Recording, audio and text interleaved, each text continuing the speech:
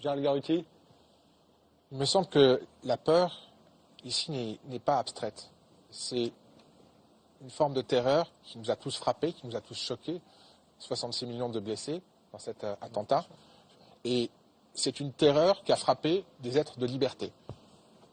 Ceux qui sont morts, je parle du premier attentat à Charlie Hebdo, étaient des êtres de liberté de pensée, de liberté critique, des artistes et dessinateurs qui, par leur insolence, depuis des années, depuis des décennies pour certains, ont peuplé nos imaginaires, nos vies, ont éveillé notre sens critique et, d'une certaine manière, ont été un cœur vivant de cette démocratie, puis il faut bien employer ce nom-là. Donc, c'est bien une forme de liberté qui a été ici blessée.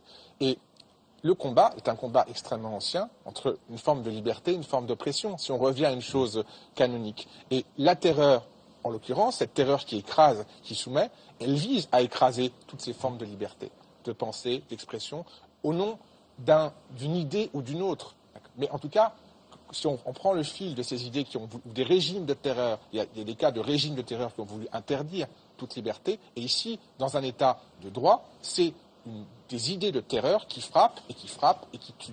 Donc, c'est de cela dont on parle. C'est pour cela que nous sommes réunis ce soir, pas pour la peur en général, mais pour cette forme de peur-là. Et donc, à partir de là, je pense qu'en réponse à cette terreur, un travail de prise de conscience, de savoir ce qui nous unit, le sursaut national qu'il y a depuis maintenant 2 jours, le sentiment de communion qui n'est pas arrivé depuis peut-être quoi? La libération? Si j'essaye.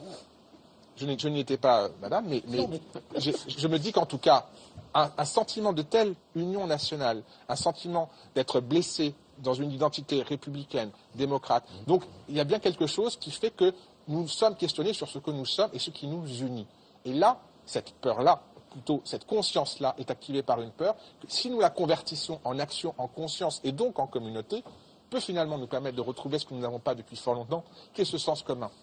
C'est-à-dire ce qui nous lie et non pas ce qui nous éclate, ce qui nous atomise. Car c'est bien de cela dont on souffre, c'est-à-dire cette dispersion, cette atomisation. Comment retrouver ce sens commun?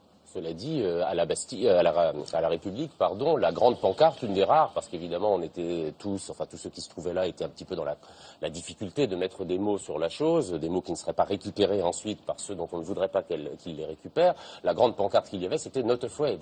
Donc je pense quand même que c'est le rejet de la peur, c'est le fait de répondre à ceux qui veulent insinuer la peur dans chacun de nos réflexes mentaux et même parfois physiques. C'est le rejet de la peur qui peut faire communauté, en tout cas d'une peur que nous n'aurions pas d'une certaine manière choisie, qui nous serait imposée par un ennemi